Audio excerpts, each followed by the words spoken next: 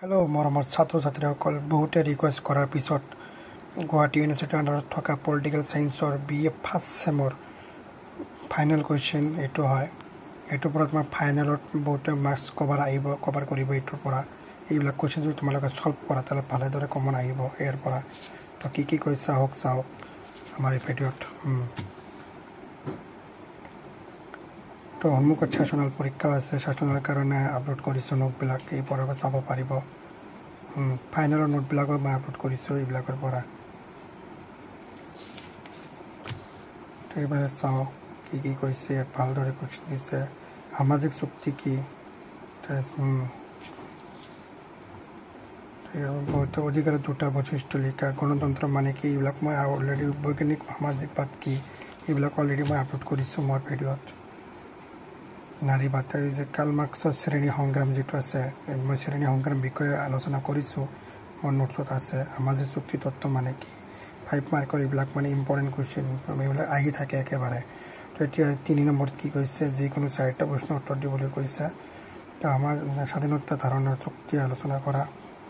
নাৰীবাদ মানে কি, নাৰীবাদ অলৰেডি আপলোড কৰিছোঁ মই, ভাল বঢ়িয়া লাগে নাৰীবাদটো, বঢ়িয়া।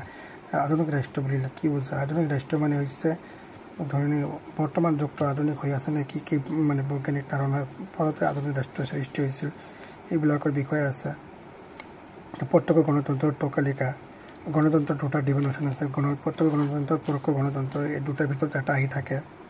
তো এতিয়া আহিছে আমাৰ বোৰ্ড কুৱেশ্যনৰ ভিতৰত 2টা এটেণ্ড কৰিব কৈছে, অলৰেডি 3টা এটেণ্ড কৰিব আহিব লাগে।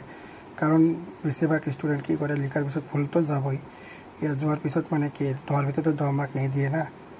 তো তোমাৰ 3টা কভাৰ কৰিলে তুমি যদি 5 মাৰ্কৰ এটেণ্ড কৰি আহা 3 নম্বৰটো, তো এইটোৰ পৰা তোমাৰ কভাৰ কৰিব।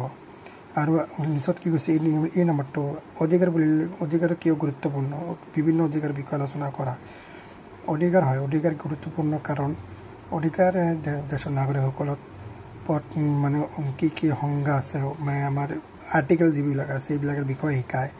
অধিকাৰ হয় মানুহে দেশৰ বিষয়ে শিকিব পাৰে। আমাৰ অধিকাৰ বিভিন্ন প্ৰকাৰ, যেনে স্বাধীনতাৰ অধিকাৰ, শিক্ষাৰ অধিকাৰ, তাৰপিছত জিৰণিৰ অধিকাৰ, দেশ ভ্ৰমণৰ অধিকাৰ, আৰু বিভিন্ন ধৰণৰ অধিকাৰ আছে। এইবিলাক আমাৰ অধিকাৰৰ ভিতৰত সামৰি লয়, এইকাৰণে অধিকাৰ আমাৰ কাৰণে গুৰুত্বপূৰ্ণ, বুজিছা। তো এইবিলাক ছল্ভ কৰিব ভালদৰে।